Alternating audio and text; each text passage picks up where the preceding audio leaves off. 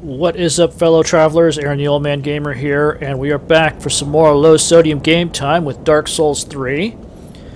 We left off last time right on the outskirts of the Undead Settlement. I did go back to Firelink Shrine and upgrade my Claymore. It is now +2. Added some more points of strength, cashed in that Estus shard we got from that room where we got the key to let Grey Rat out. Didn't do much else. So we are going to go looking around here. So basically the plan of attack is, so that area over there is progression. Ooh, shiny stuff. Here we go. Shiny soul items. We can always use more soul items. So there's stuff this way and there's stuff that way. So we're going to go this way first. So we're going to go down the stairs and we're going to go check out this area. There should be an NPC out here that we can get, though he's not really necessary unless you want to go through the Lord of Hollows ending.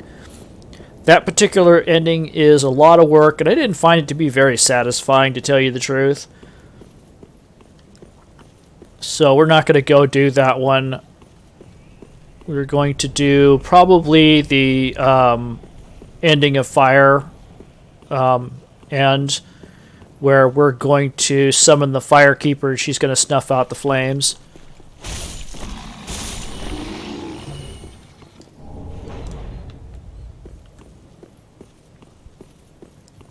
Okay, let's see.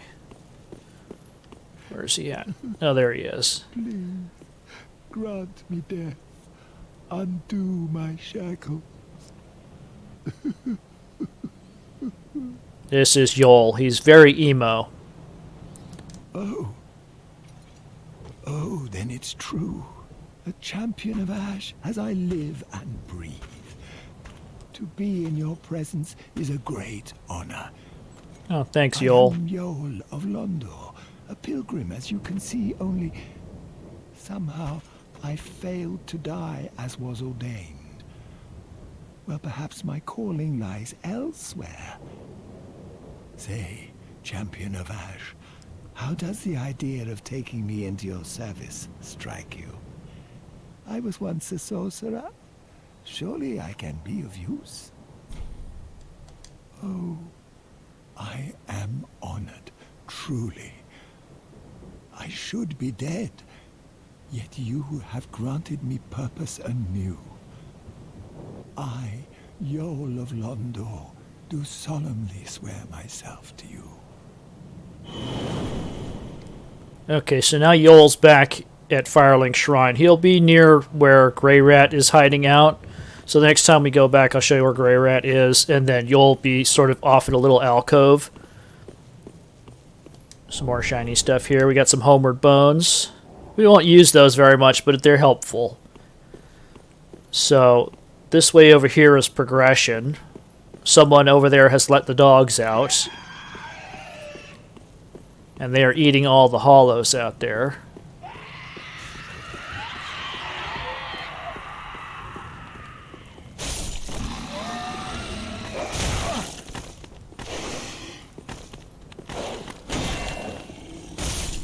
So when dealing with dogs, a shield is best.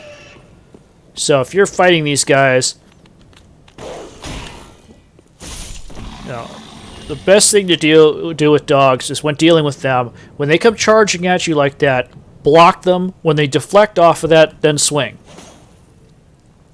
When they deflect off, they should land just within your sword reach.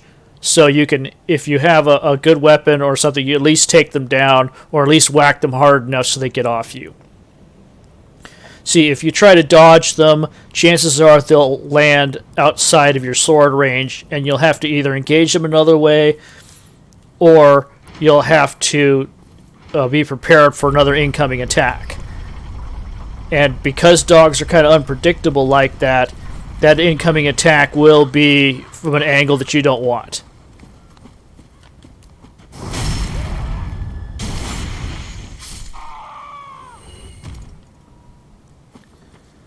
Okay, we have another bonfire right here. You might be asking, like, why do we have a bonfire this close? Well, one of the things about Yol is that Yol is a hollow from Londor. And Londor is all about hollowing and drawing out your strength. So what you do when you go to Yol is that you can get a bunch of free levels from him.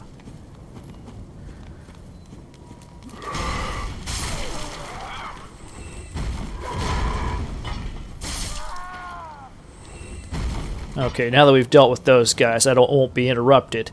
So the levels come at a price. So every time you want to gain another level free from Yol, you have to die a bunch of times. And right here is a convenient suicide ledge. So what you do is once you get Yol, you send it back to Firelink, you go there, and I think he'll give you the first level without having to die. And then after that, you have to die a couple times before he'll give you another one.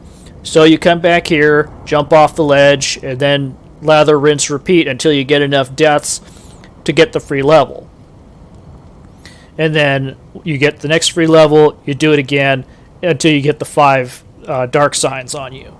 So once you get the 5 dark signs, Yol will die. So I guess there's some reason about him getting very excited in it, too much for his heart or something like that, because every time you get another one, he seems to be a little bit too jittery for his own good. And once he dies, he'll be replaced by a lady named Yuria. So I'm telling you all this because we're not going that way. So you won't ever see Yuria in my game, because I don't do the Lord of Hollows ending. It's a lot of work, pain in the butt, didn't enjoy it, so we're not going to do it. So, but anyway, Yuria will provide you with additional stuff. She'll become a merchant. She'll sell you a bunch of stuff that's only available for, hollows, and all those items will be dark related. So they're kind of evil sounding. Like you can get the that shield thing for the dark wraiths. You'll see that later on. They have a shield that they could do life drain and stuff like that off of. But the hollows are followers of the primordial spirit known as Koth. So he was a serpent. So in Dark Souls 1, there's 2 serpents. There was Frampt, who was the light side serpent, and then there was Koth, the dark side serpent. Koth was allied with the dark wraiths and the people in Londor.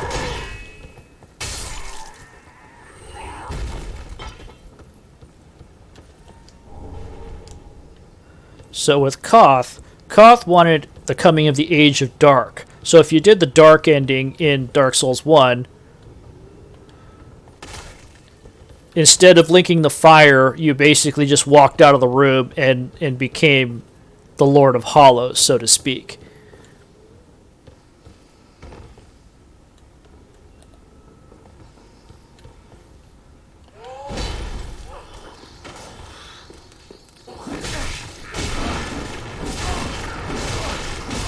Okay, I see we somehow managed to end up in the thrall cluster here.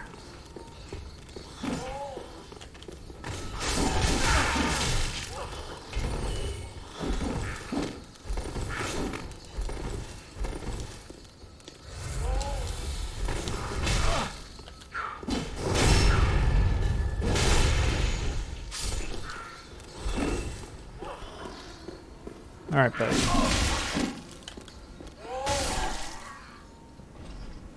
Okay. That wasn't good. I was trying to plunge that first one over there, and it didn't pan out the way I wanted it to. But we survived it, so that's probably a bonus. But anyway, back to the story. Dark Souls 1, if you did the dark ending, it was... you would side with Koth. So Yuria and the Hollows of Londor, the Sable Church, all this stuff... If you hear about them, they're basically allied with the Dark Wraiths and with Koth.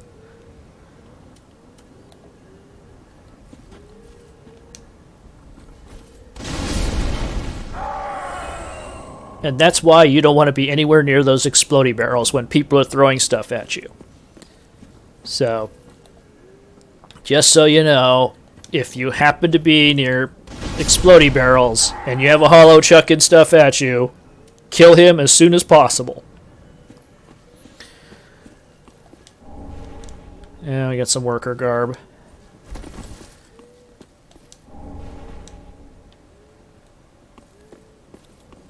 Of course, the thing about Dark Souls is you don't really have an established set of morality going on here, so it doesn't matter that you choose the dark ending or...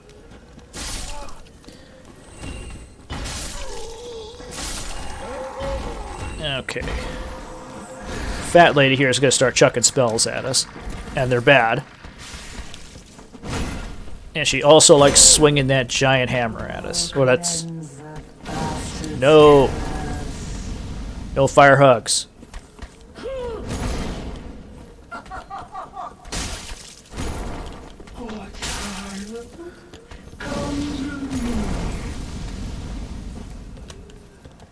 There we go. What? There we go. Okay. Get that out of the way here.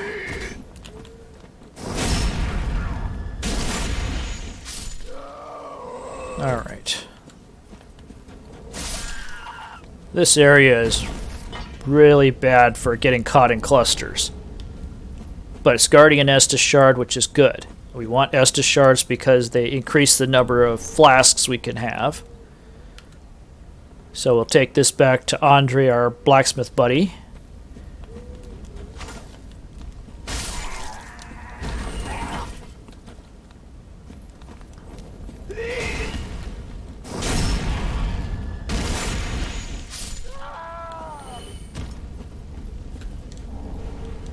So Ember. Okay, so now back to like Uria and Koth and all those people. So those guys are basically callbacks to Dark Souls 1. So if you never played Dark Souls 1, you probably wouldn't know too much about them. There is some lore in the game where you could get like hints of what they're up to, but they don't really explain it very well.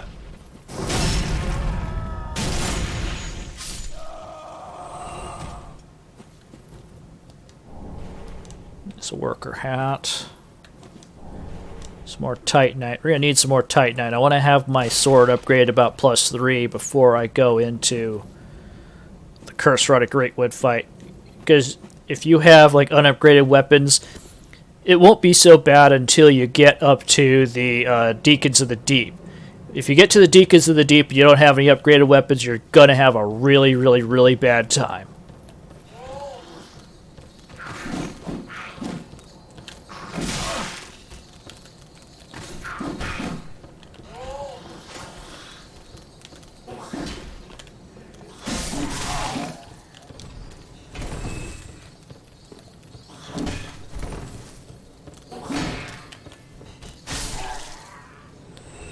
Okay, that was good.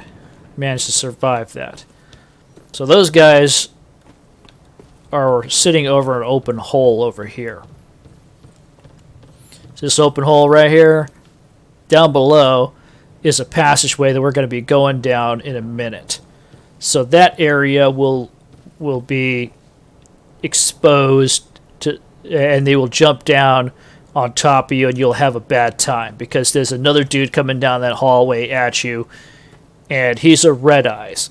Now, anytime you see a monster with red eyes, it means he's tougher than your average monster.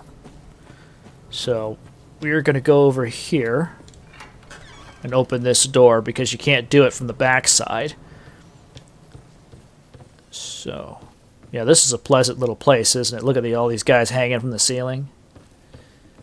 So this guy is a caged amalgam. He can attack you.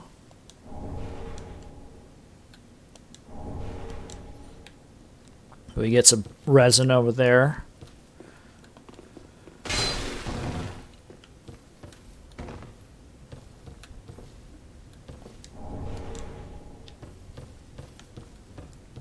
Okay.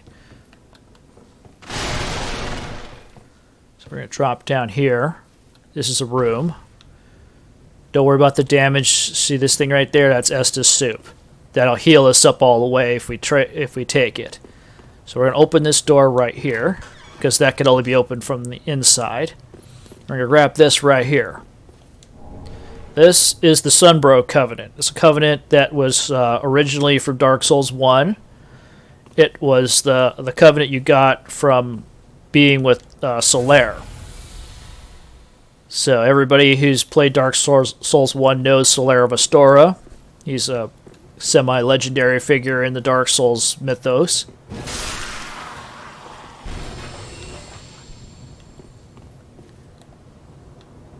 Okay, see that hole up there?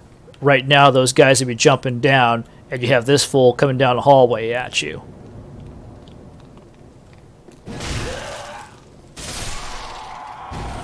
But because we were aware that he was coming, and we didn't have two thralls jumping all over us, we were able to take care of that without any issues.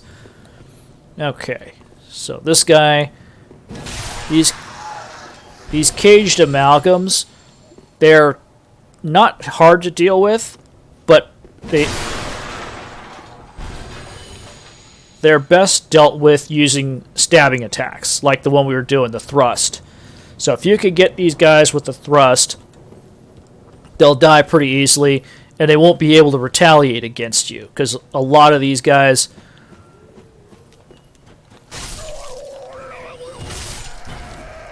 Let's see. Let's run back up here, because Doris is chucking junk at us. Technically, they are called evangelists, but there's one of them named Doris in the game. And even though she's not, like, a boss or anything, there's a spell called Doris's Gnawings, and it's located nearby a evangelist who's sitting there muttering to herself, like all of them do.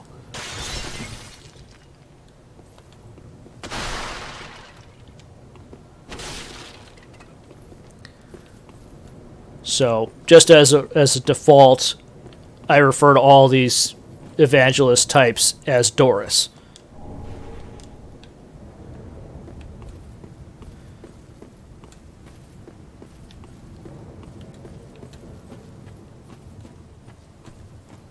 So she's going to be up there chucking gnawing at us, which is basically a bunch of, like, bloodthirsty insects.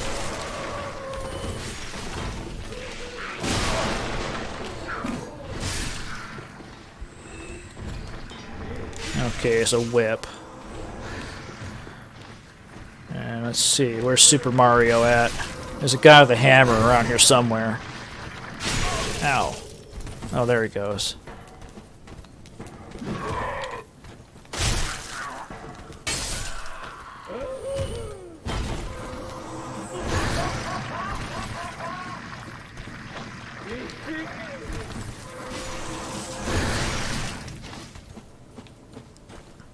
Come on, Doris, come down here.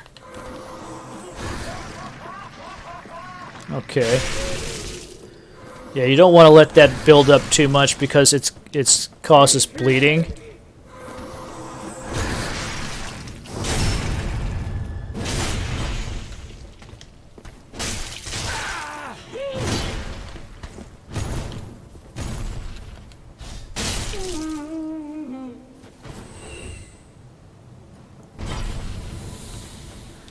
Okay, so you've dealt with Doris over here. So one thing you want to watch out with Doris is Doris loves to make you bleed. And the spiked mace that she's swinging around has built-in bleed on it. The gnawing spell has bleed on it. So the more stuff she hits you with, the more your chances are of being afflicted with bleed. And if you get afflicted by bleed, you're going to have a bad time. Alright, let's see. There was some... It was a Titanite shard or a soul item over this way. Either way, we need it. Because souls equals money, and Titanite shards allowed us to upgrade our weapons. That's Titanite, cool. We're going to need a bunch of Titanite. I think we need 6, I believe, for the next upgrade. Maybe more. I forget the number of upgrades, but we'll need, once we get to +3, we'll need large titanite. Okay, there's a crystal lizard over there. It'll give us a sharp gem. But sharp gems are for dex weapons. We're not after the dex life. What we're going to do here is drop down and light this bonfire.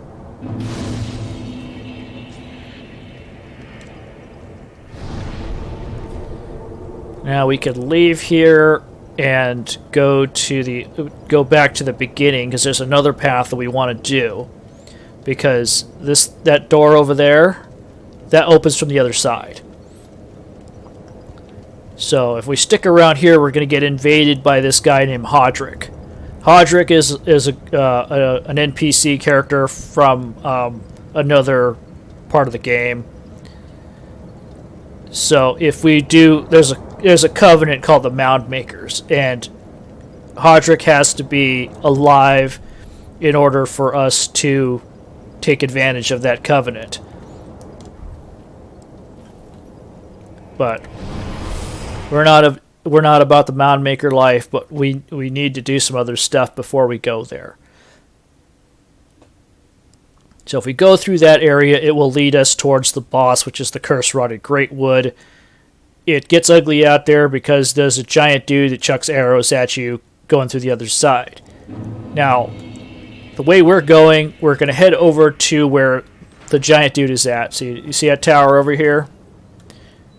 Okay, let's see if I can get a good shot over there. Okay, see that guy up there with the bow? Yeah, he's going to be shooting arrows in the general direction of that graveyard.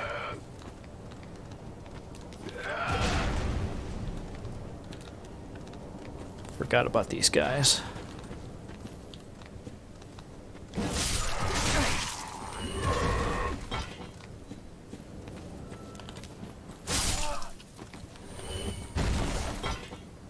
Okay. Firebomb's cool. That's nice. I like firebombs. But anyway, back to this guy. He's chucking arrows in the direction of that area where we were at. So once we pass through that gateway that we were at, he'll be shooting at us because he doesn't know who we are. He shoots everybody in that area. So you could take damage if you go in that area and he's shooting at you. However, if we go over to that tower, climb all the way to the top, we can make friends with him, and he will shoot arrows and not damage us. So he'll kill the enemies, and he won't hurt us. He's a nice giant, and we like nice giants. However, not all giants are nice. He's the only one that I know of that is. Oh, come on.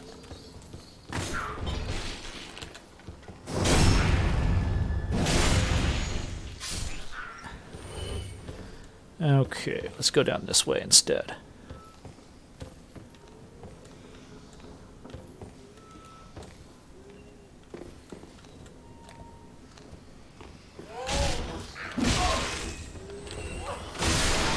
Why are you thralls being such pains today?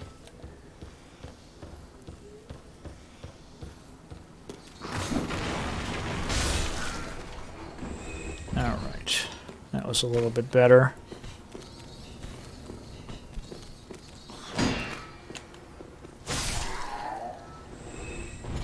Okay, and I forgot to pick this item up over here.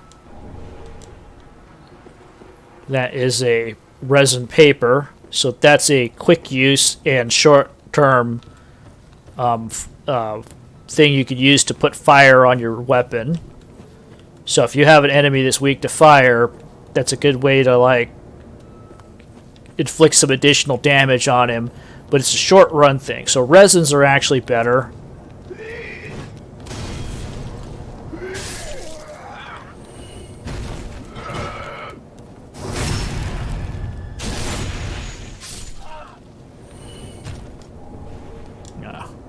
It's a skirt. I was hoping for some more fire bombs, but we can't always get what we want. Okay, I think that's it for in here. There's a thrall down below. This path over here is the direction you would go if you wanted to get in with a Mound Maker's Covenant. There's a whole mess of thralls. It's a giant cluster. And since I don't intend to join the Mound Makers Covenant at all, we're not going that way. So right now what we're going to do, because we're approaching 25 minutes, so we're going to head over to the next bonfire.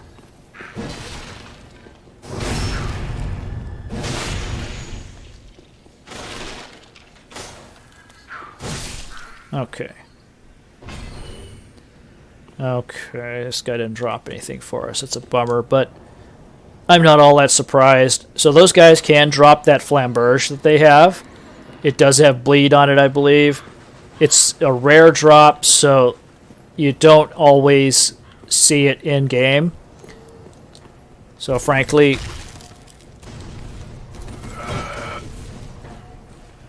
Let's steal it.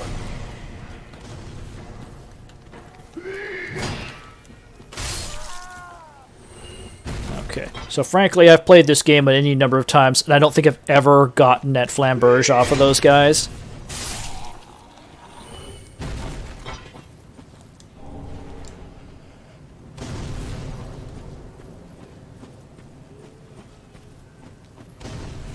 Okay.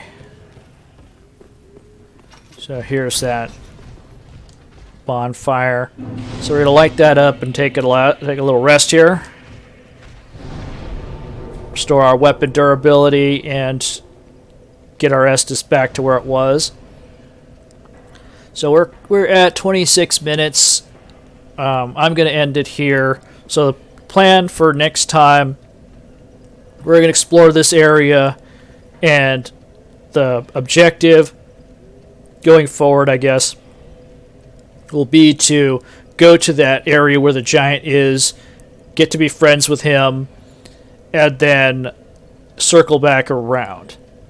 So there's going to be a bunch of stuff that we could do, but we're getting ready to go to the Curse Rotted Greatwood. So once we make friends with the giant, we can go back to that other area that we were at, and then we could go towards the boss. Because we could go towards the boss from here, but there's a locked door that only opens from the other side.